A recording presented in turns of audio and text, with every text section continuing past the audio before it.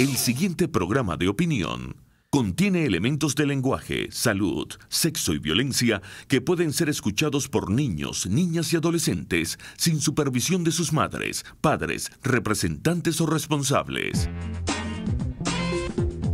En este espacio se habla de la propiedad privada, del Estado de Derecho, de la economía de libre mercado. Se habla de principios y funciones de la libertad en todos los ámbitos de la vida nacional. Aquí se habla libertad. RCR presenta Aquí se habla libertad con Rocío Guijarro y Víctor Maldonado.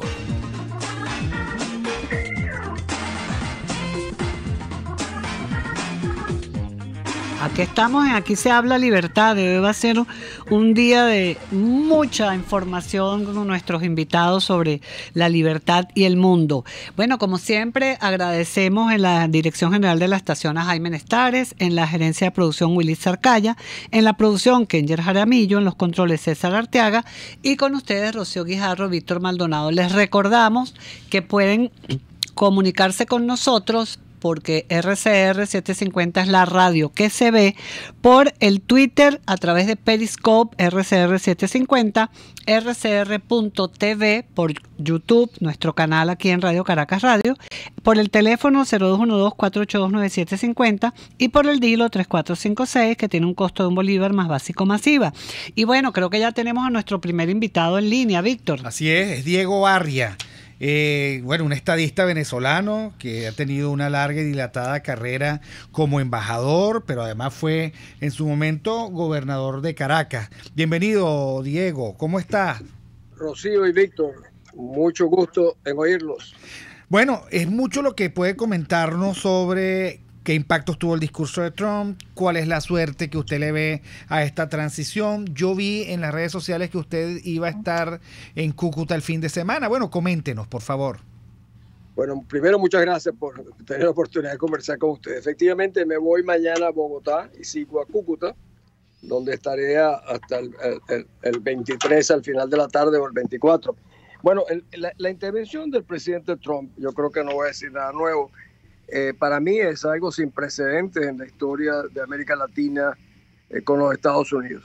Eso ha sido algo tan centrado, yo diría tan contundente de apoyo y de respaldo a la causa de la libertad venezolana como no creo que nadie nunca ha visto. Yo creo que él hizo una serie de planteamientos para mí fundamentales. Primero, que amarró el problema nuestro como un problema que desborda nuestro territorio, y lo vinculó, por supuesto, al tema de Cuba y de Nicaragua. O sea, él ve que este es el triángulo realmente fatal en América Latina y creo que lo ambiciona como un futuro legado de poder liberar a América, a la región de estos tres males. Lo segundo fue, yo creo que fue un mensaje de energizar a nuestra propia gente, de ratificar el compromiso de su país y sobre todo darles un contundente aviso al narcorrégimen de que el tema es realmente un compromiso ya no solo de los venezolanos, sino un tema de los Estados Unidos que quiere ayudarnos a rescatar nuestra libertad. Así es, encantada, Diego, bienvenido a nuestro programa. Y bueno, hemos visto y estamos súper pendientes, bueno, porque faltan pocos días ya para el 23, hay mucha expectativa, los ciudadanos estamos esperando esa ayuda humanitaria tan importante para Venezuela en este momento y queríamos que tú también nos dieras tu opinión sobre cómo ves que llegue la ayuda humanitaria a Venezuela, ya que vas a estar allí en Cúcuta, y también que hablemos un poco de todo el tema que está significando lo que puede ser una muy rápida transición en el país. Pues fíjate, mi querida Rocío, yo sobre el tema de cómo va a ser la entrega de la asistencia humanitaria no tengo la menor idea, solo la que registran los medios, porque no estoy en contacto con ninguno de los que lo están organizando. Debo imaginarme que tienen una estrategia. Veo algunos mensajes. Hoy me sorprendió uno del diputado Pizarro, donde habla de que esto es una primera etapa y luego un canal humanitario permanente. Eso me ha alarmado, porque a mí me tocó, Rosario y Víctor, aprobar la primera operación de intervención humanitaria en Bosnia. cuando presidía el Consejo de Seguridad. Y vi luego con alarma cómo la asistencia humanitaria se convertía en un sustituto de la acción firme para rescatar a los pobres musulmanes de la tragedia que tenían bajo los serbios. Cuando la asistencia humanitaria se convierte en un mecanismo permanente, deja de tener para mí el propósito fundamental, que es el rescate de la libertad. Ese tipo de mensaje a mí me alarmó, lo vi hoy, y se lo repito, me ha preocupado muchísimo. Sí, bueno, así como yo también le digo que yo no noto, no sé si es su opinión también, un discurso unívoco del conjunto de diplomáticos designados por el gobierno del presidente Guaidó. ¿Qué recomendaciones generales daría usted a ese cuerpo de diplomáticos para contribuir a la causa y no para disolver la causa? Bueno, fíjate, Víctor, ese es aún más preocupante.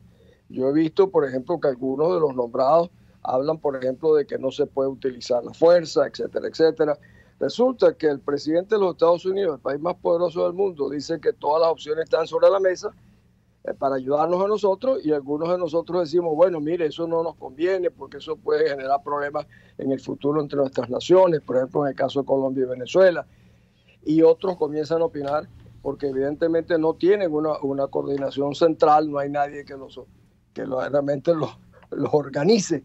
Por ejemplo, hoy hay una asamblea en las Naciones Unidas, en la cual se va a tratar el tema de Ucrania, pero los Estados Unidos van a incluir el tema de las credenciales del régimen venezolano. Este es un asunto muy importante. Yo tengo ya casi una semana diciendo, mire, le han dejado la cancha abierta en las Naciones Unidas al régimen de Maduro, por ahí anda Arreaza, están jugando solos. Nunca nadie me dijo ni me preguntó una palabra, y hoy vamos posiblemente a una votación y no las tengo todas conmigo porque creo que no hicimos la tarea que tendría que haberse realizado de buscar apoyos para que tengamos el número suficiente de votos que permita realmente desalojar a la representación del Estado que hoy en día la tiene Maduro.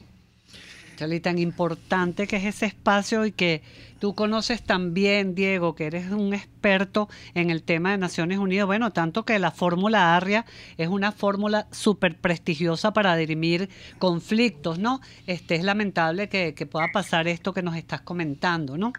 Ahora, doctor Arria, cuando el presidente Trump planteó que todas las opciones están sobre la mesa, ¿qué opciones están aplicando y qué opciones piensa usted que en el corto plazo podrían intentar para finalmente lograr el cese de la usurpación? Pues mira, como ustedes saben bien, una potencia como los Estados Unidos no requiere estar diciendo que todas las opciones están sobre la mesa, porque siempre tienen todo sobre la mesa. Cuando él dijo la primera vez la militar, era para remarcarte que este es un tema que lo estaban considerando seriamente. Pero les repito, veo con preocupación, yo incluso vi un amigo mío, la de Humberto Calderón Berti en Colombia, dijo Colombia no puede permitir que haya una intervención militar, un poco hablando en nombre de Colombia. Esto tiene reacciones fuera, porque a mí ya me comentaron aquí amigos del gobierno de Estados Unidos, bueno, ¿cómo es eso? Ustedes realmente estarían cerrando la puerta. Le digo, yo no creo, porque el presidente encargado, Juan Guaidó, creo que ha sido muy claro en eso de que todas las puertas están abiertas, pero sus representantes tienen que tener cuidado de hablar menos y de comenzar a organizarse en cada país, en lugar de estar haciendo declaraciones que en este momento no nos hacen ningún servicio. Muy desafortunados. Hay dos espacios, digamos, políticos relativamente importantes. Uno es Brasil y otro es la Unión Europea. ¿Qué nos puede comentar usted respecto de la Unión Europea y Brasil sobre el caso venezolano? Bueno, nosotros todavía nos falta, hemos tenido realmente un respaldo de la comunidad internacional, como ustedes saben, imprevisto, extraordinario, pero hay que seguirlo cultivando, porque la Unión Europea sigue un poco hablando con dos voces. Una es el respaldo de nosotros, pero otras siguen vinculados a lo que llaman el grupo de contacto en Montevideo, que es siempre para mí una amenaza al proceso, porque siempre están ahí diciendo, bueno, cuando todo esto falle, piensan ellos que no pueden meter la asistencia humanitaria o no logren desalojarlo. El mecanismo que queda pendiente es el diálogo, la negociación, que es un poco regresar otra vez a Santo Domingo con otros actores, pero es volver a un proceso que realmente estancaría lo que yo me imaginé que sería un proceso estructurado para que tuviese un fin mucho más rápido, porque el proceso de sanciones, por ejemplo, que la Unión Europea no lo ha impuesto, pero sí lo tienen los Estados Unidos, tendría que haber sido dispuesto para un periodo relativamente corto, porque un periodo más largo, el drama va a ser entonces para el país en general y no para el régimen que precisamente queremos desalojar. Es difícil decir más sobre los europeos, como tú has visto, no es fácil movilizarlos, en gran medida porque España, que era el país que siempre liderizó la posición europea en lo que tiene que ver con América Latina, perdió muchísimo su autoridad durante este gobierno y perdió el liderazgo, y eso nos ha afectado a nosotros en las relaciones con la Comunidad Europea. ¿Y qué crees tú, Diego, que este grupo de contacto espera lograr? Porque ya tuvieron pues una desafortunada reunión hace poco, y ahora, según la señora Mogherini, que va a venir una comisión a Venezuela. ¿Qué es lo que esperan lograr? Porque ya Juan Guaidó ha dicho con contundencia que no hay negociación posible. Ellos son, yo creo, el plan B de la comunidad internacional, autoproclamados por ellos mismos. O sea, ellos están como bateador emergente. Esto, cuando no funcione, la Unión Europea tiene ya un grupo de contacto con México y con Uruguay. O sea, en eso es que ellos están fundamentando su acción, porque como tú lo has dicho más claro que lo que le ha dicho el presidente Guaidó, no puede ser. Pero, te repito, ellos están allí como el plan B. Bueno, muchísimas gracias. El análisis de Diego Arria. Me encantaría la próxima semana volver a tomar contacto para que nos cuente cuál fue su experiencia de su estancia en la frontera colombo-venezolana. Espero que la próxima semana podamos, por lo tanto, conversar y tengamos además un nuevo escenario político. Muchísimas gracias y seguimos en contacto. Un abrazo a los dos. Gracias, Diego. Hasta luego. Aquí se debaten temas de interés nacional e internacional. Aquí se habla libertad, con Rocío Guijarro y Víctor Maldonado. Solo por rcr.tv, la radio que se ve. Sintonícenos a través de Periscope, @RCR750, la radio que se ve. ¿Buscas caucho para tu carro, camioneta, picoto o camión? Acércate a la Cauchera Fran Luis, donde tienen el que buscas al mejor precio y con insuperables promociones. Cauchera Fran Luis, al final de la avenida Baral, pasando la estación de servicio, teléfono 0212-481-1752. Cauchera Fran Luis, tu mejor opción. Cuando hablamos de Honda, hablamos de Distasi Motors, el concesionario Honda que pica adelante en precios, condiciones y servicio. Todo el personal de Distasi Motors, tanto técnico como de atención, está actualizado, capacitado y certificado permanentemente para atender correctamente tu vehículo. www.distasi-honda.com.ve. Distasi Motors, tu concesionario Honda en Los Palos Grandes. En RCR somos vanguardia. Toda la programación de tu RCR también la puedes seguir a través de la internet. Audio y video en tiempo real. Noticias y mucho más. No te pierdas ni un segundo de nuestra programación. No hay excusa ni cadena que valga para que dejes de escucharnos. Ingresa a rcr.tv, la radio que se ve.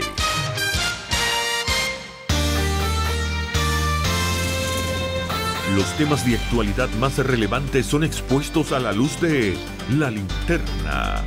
Diego Bautista Urbaneja le invita a formar parte de este ameno espacio de charla y análisis con una buena taza de café y al son de buena música.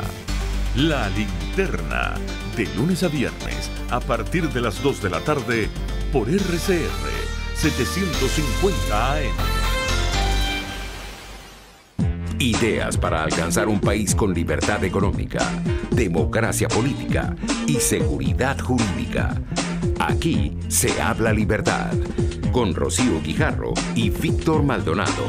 Solo por rcr.tv, la radio que se ve. Bueno, Rocío, estamos tomando contacto también con Antonio Ledesma, alcalde metropolitano de Caracas y un líder fundamental venezolano que está en Europa y que, digamos, que podría informarnos y nos va a informar precisamente qué es lo que está ocurriendo en Europa, cuál es el sentir del Parlamento Europeo, cómo él ve este momento político. Bienvenido, alcalde. Muy buenas tardes a todos mis queridos compatriotas allá en Venezuela y en cualquier parte del mundo que me estén viendo y escuchando a través de Radio Caracas Radio. Víctor, en este momento interrumpo una reunión que tengo con la embajadora de Colombia aquí en España.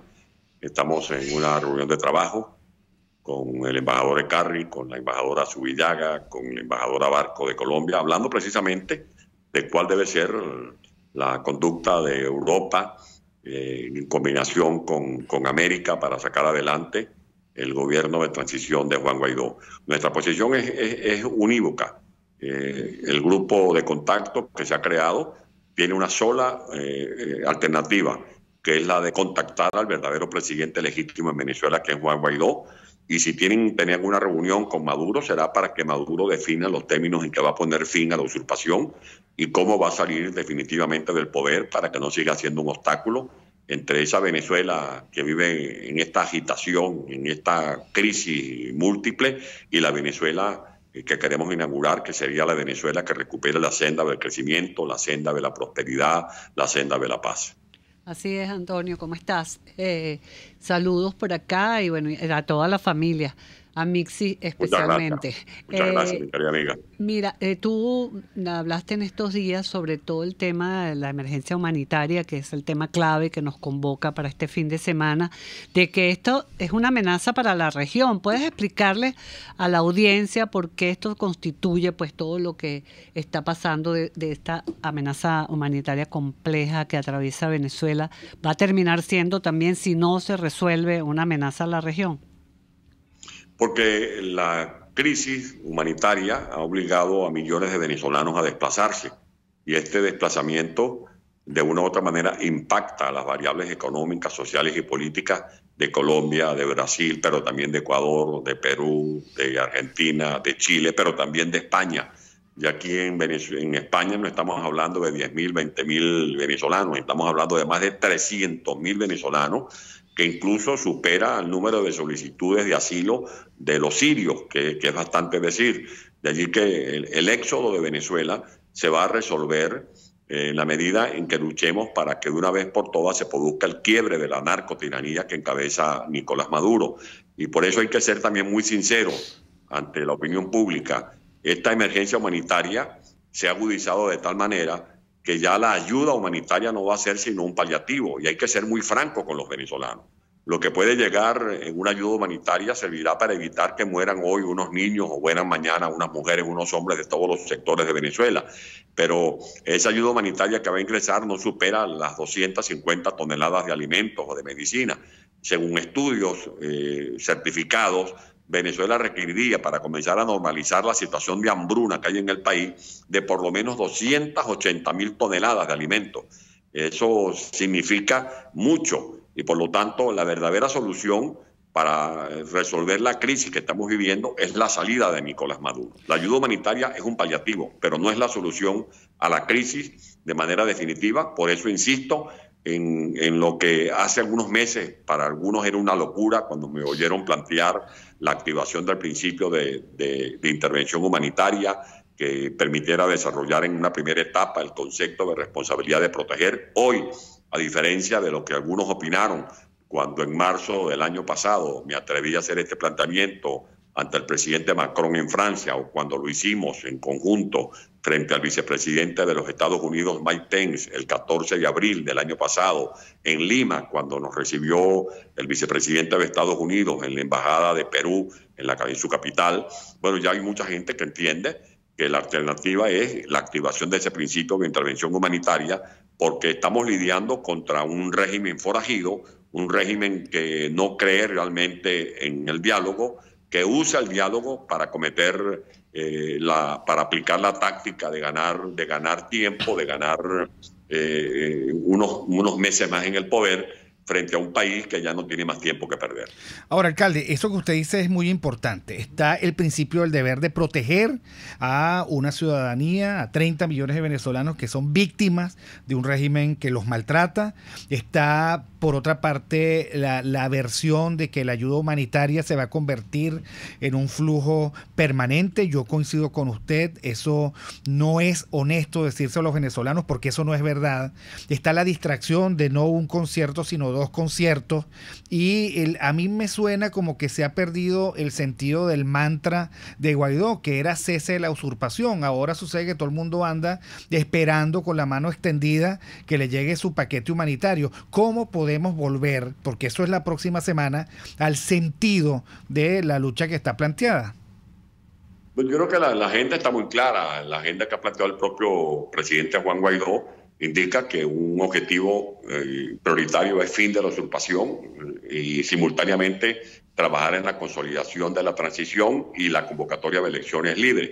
Pero allí también el presidente Guaidó, en un sesgo humanitario, plantea el tema de la hambruna, que no se puede dejar para dentro de 3-4 meses, pero que seamos muy claros diciendo lo que yo acabo de afirmar, que vista la magnitud de la crisis humanitaria, que ya se define como crisis compleja, estos cargamentos de alimentos y medicina servirán para paliar la crisis, pero no la van a resolver el fondo de la crisis, porque el mismo Papa Francisco tuvo que reprochar a Maduro con una carta privada en la que le recordaba el incumplimiento de la promesa que hizo en el 2016, o sea, hace 3 años, de abrir un canal humanitario. Incluso ya en el 2016, la ayuda humanitaria también tenía un carácter de paliativo, porque la profundización de la hambruna es gigantesca. Estamos hablando de más del 90% de la población en condiciones de pobreza. Estamos hablando del 64% de la población que acusa pérdidas de masa muscular. Estamos hablando de más de 320.000 niños que tienen problemas moderados, agudos o crónicos de desnutrición. Estamos hablando de gente que muere porque no hay medicamentos para atender distintas patologías. De allí que la dimensión de la crisis es catastrófica y por eso lo que cabe es definitivamente la salida, el fin de la usurpación, y ese tiene que ser el foco. No podemos sacar la vista del blanco, del objetivo urgente, fundamental, que es fin de la usurpación. Un mensaje a los venezolanos, usted que está en España, pero que siempre ha estado en contacto con nosotros. Mantenernos en pie de lucha, preservar una unidad auténtica en torno a esta agenda que ha propuesto que ha propuesto el presidente Juan Guaidó. Tenemos a Nicolás Maduro, que es un narcotirano al frente del poder. Esta es una lucha entre el bien y el mal. Ahora más que nunca tenemos que mantenernos unidos, cuidar esta esperanza, proteger como un cristal la fe que tienen los venezolanos otra vez en su dirección política, que la dirección política le juegue limpio a Venezuela. Esto significa que le demos prioridad realmente al objetivo que es salir de Maduro, salir de la dictadura, que no caigamos en una disputa por un futuro que todavía no hemos asegurado. Yo creo que para poder hablar del futuro promisorio tenemos primero que salir en el presente de esta tragedia y allí todos somos necesarios. Yo sigo luchando como miembro de Soy Venezuela por esta causa al lado de María Corina Machado. Nadie nos va a sacar de esta senda. Nosotros hemos dado nuestra contribución y vamos a seguir dándola con el mayor entusiasmo, con el mayor desprendimiento, con la mayor ética y honestidad política. Bueno, muchísimas gracias, Antonio Ledesma, alcalde metropolitano de Caracas, y un factor muy importante de gestión y alineación política en toda Europa. Gracias y saludos a la familia. Saludos. Y nosotros vamos al corte. Aquí se debaten temas de interés nacional e internacional. Aquí se habla libertad, con Rocío Guijarro y Víctor Maldonado. Solo por rcr.tv, la radio que se ve. Puedes seguirnos en nuestras redes sociales. En Twitter, @RCR750, la radio que se ve. Informe RCR presenta titulares. Juan Guaidó, presidente de la Asamblea Nacional y presidente encargado de Venezuela, convocó movilizaciones en distintos puntos del país para apoyar el ingreso de ayuda humanitaria para el próximo 23 de febrero. Craig Fowler, comandante del Comando Sur de Estados Unidos, envió hoy un mensaje a los militares venezolanos en la víspera del ingreso de la ayuda humanitaria el próximo 23 de febrero, indicándoles que al final serán responsables de sus acciones. José Félix Oleta, exministro de Salud y Asistencia Social, resaltó la solidaridad que está expresando el pueblo venezolano para apoyar la entrada de la ayuda humanitaria a nuestro territorio. En un momento de emergencia que requiere efectivamente la participación de muchas personas. El esfuerzo que se está haciendo va a requerir una participación masiva de personas que puedan colaborar a que esta ayuda llegue a las personas más necesitadas. Y entender que esta es una acción temporal, es una acción inmediata y que tiene que estar dirigida específicamente a evitar las muertes de aquellas personas que en otra forma no encuentran solución con los medios, con los recursos actuales y sobre todo con la disponibilidad que existe en Venezuela, tanto a nivel político como en los bienes y los materiales y los insumos disponibles. Más allá de nuestras fronteras, víctimas españolas de abusos piden a la Iglesia pasar de palabras a hechos. Y en los deportes, Caribes de Anzoátegui decidió no esperar mucho y designó a Ramón Borrego como su manager para la temporada 2019-2020 de la Liga Venezolana de Béisbol Profesional. 11:31 minutos. Continúen con Aquí se habla libertad.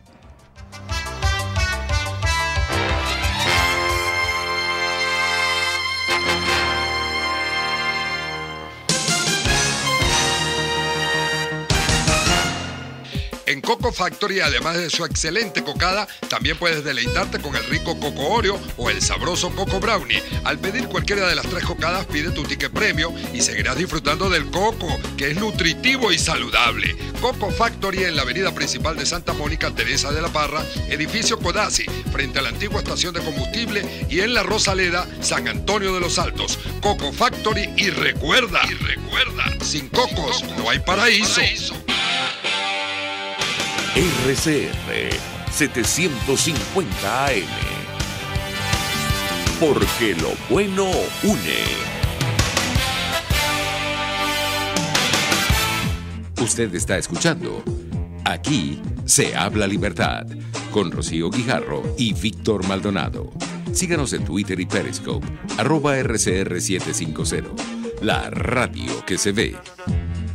Vamos entonces, seguimos con Aquí se habla libertad. Víctor, qué interesante las 2 entrevistas que acabamos de tener, aclaratorias de muchos de los temas que estamos viviendo los venezolanos, y creo que ya tenemos aquí también a Carlos Leáñez, al profesor Carlos Leáñez, que además, profesor de la Universidad Simón Bolívar, escritor y un lingüista y conocedor del buen manejo de la lengua, de la lengua en el buen sentido, el lenguaje en nuestro país. Bienvenido el profesor Carlos Leáñez, que con él vamos a conversar, Víctor, sobre toda esta narrativa libertaria de la transición, ¿no?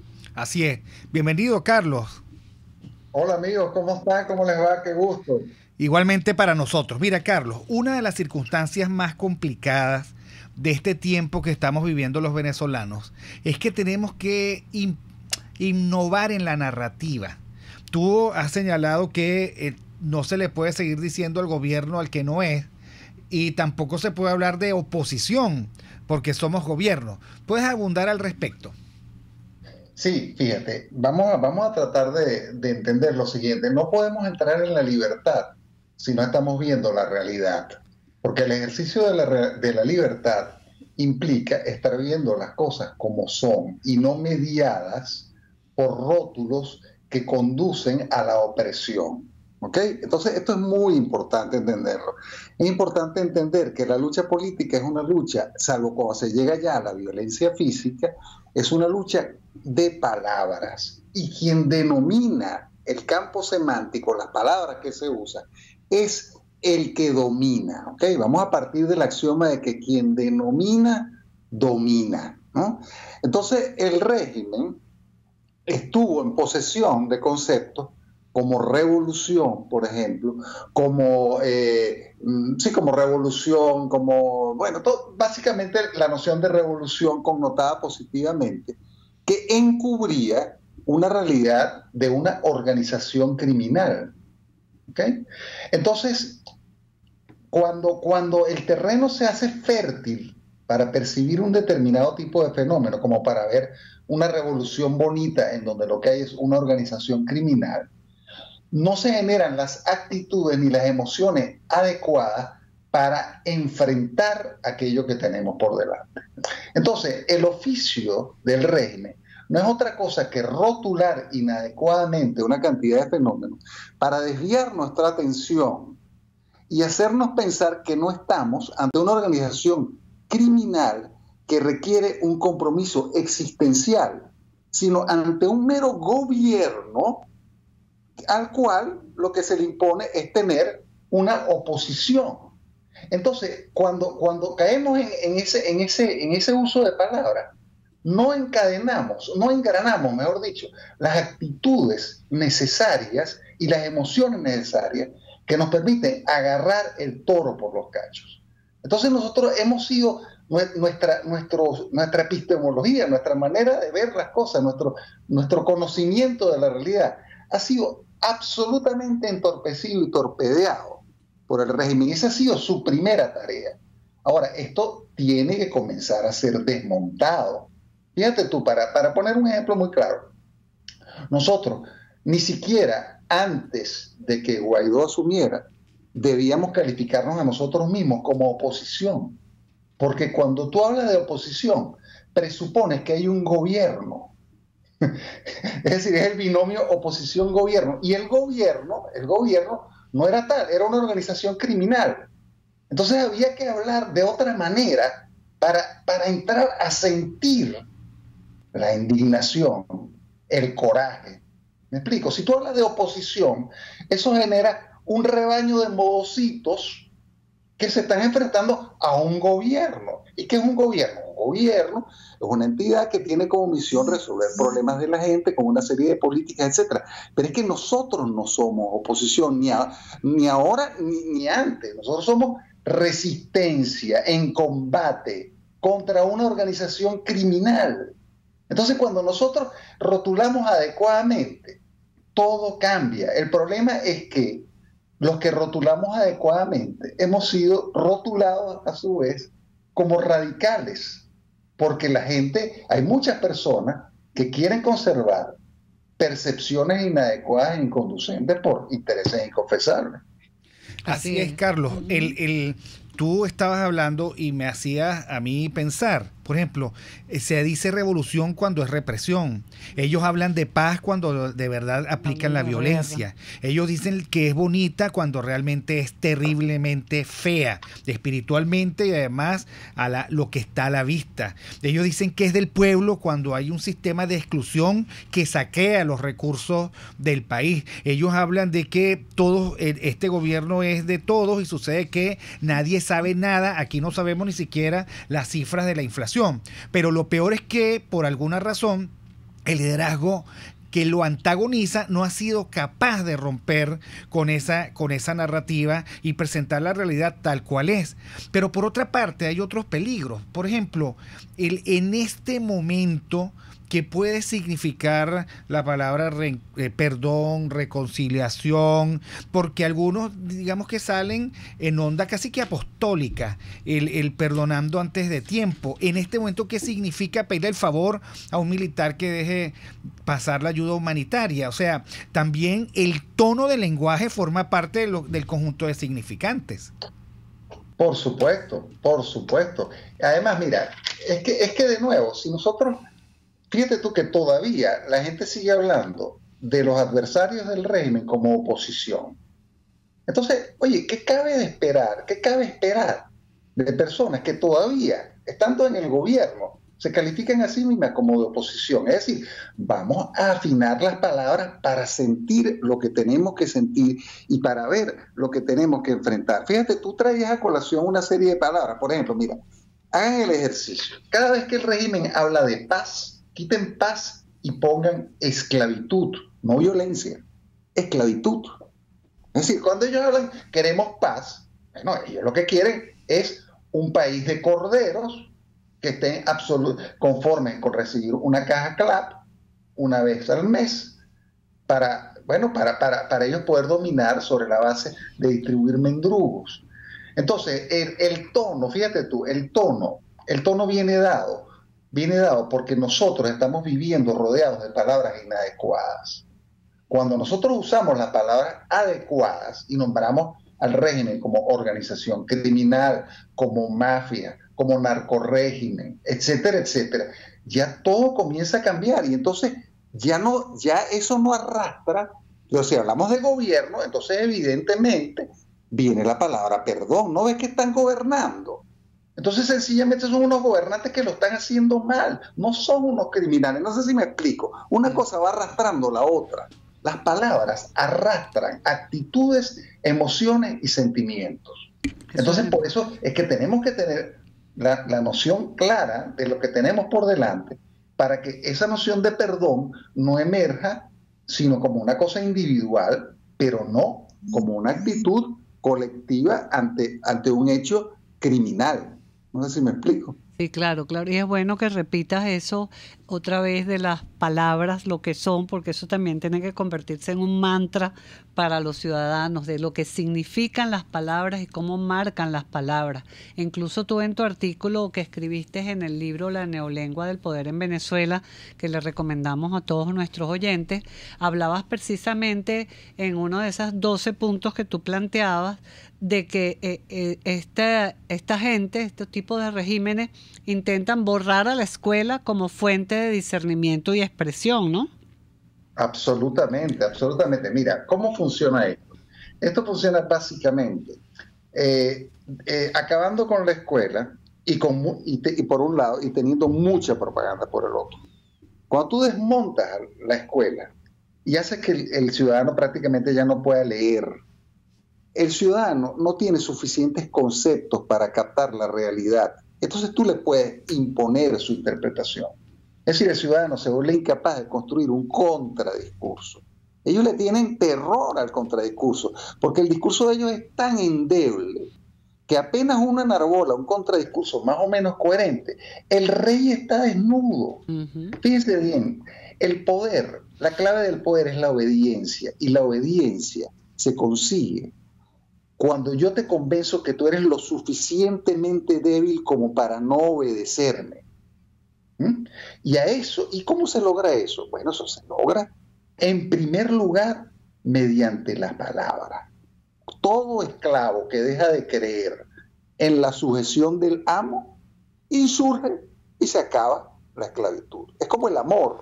Es decir, el amor depende de que uno crea que es amado. Si deja de creerlo, el amor se rompe. Bueno, igual ocurre con el poder. El poder es mucho más frágil de lo que la gente piensa, pero el poder se mantiene porque la gente cree las palabras del poder, y el creer las palabras del poder es rehén del poder, se vuelve dependiente del poder.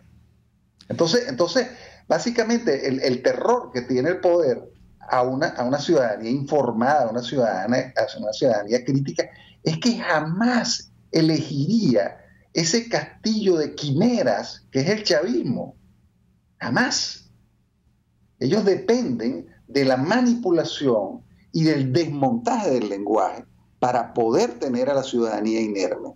Pero apenas uno ve que el rey está desnudo, uno insurge, porque uno no quiere vivir en la miseria, en la abyección y en la esclavitud. Bueno, me hace recordar, Carlos, sí, el esfuerzo de los radicales para desmontar una palabra que yo voy a llamar palabra virus. Yo me imagino que tú tendrás una mejor designación para ella. Por ejemplo, diálogo. Yo recuerdo, digamos, esa campaña al establishment, porque cuando hablamos de régimen, oye, el régimen es mucho más que los criminales que gobiernan. Bueno, el establishment totalmente alineados con esa palabra diálogo, que lo que encubría era una negociación indebida del establishment para mantener a los que estaban al frente del poder. Pero vamos a ver, la palabra diálogo presupone personas que están jugando un juego que las dos quieren ganar, pero las dos están jugando el mismo juego. Cuando no es el caso, es decir, no puede haber diálogo, porque con los chavistas el diálogo es imposible, porque ellos no están jugando el juego de la libertad y el Estado de Derecho, sino el juego del totalitarismo y la esclavitud. Entonces nosotros no podemos dialogar con ellos. La lucha es existencial. El diálogo es entre personas que están en el mismo tablero. Por ejemplo, la socialdemocracia alemana y la democracia cristiana alemana. ¿Me explico? Pero entre nosotros y el chavismo no puede haber diálogo. Lo que tiene que haber es el imponerse, porque no podemos ser tolerantes con lo que postulan lo intolerable, es decir, la supresión de la vida, de la libertad y de la propiedad privada. Nosotros no podemos dialogar con ellos. Ahora, Carlos, No hay otro problema, que es, digamos, el esfuerzo que también forma parte de la servidumbre semántica del insurgente por rescatar y abrazarse con eso que llaman el chavismo originario, como si hubiese algún origen en el chavismo que pudiese ser rescatado. Pero eso es pura neolengua, originario, disidente y light. Bueno, es que fíjate tú, muy interesante, porque cuando se habla de chavismo originario es para querernos vender que el chavismo en algún momento fue bueno. Y que lo que pasa es que se echó a perder. Es el eterno cuento de que el problema no es el socialismo, sino quienes lo ejecutan. No, el problema es el socialismo en sí. El problema es ontológicamente el socialismo.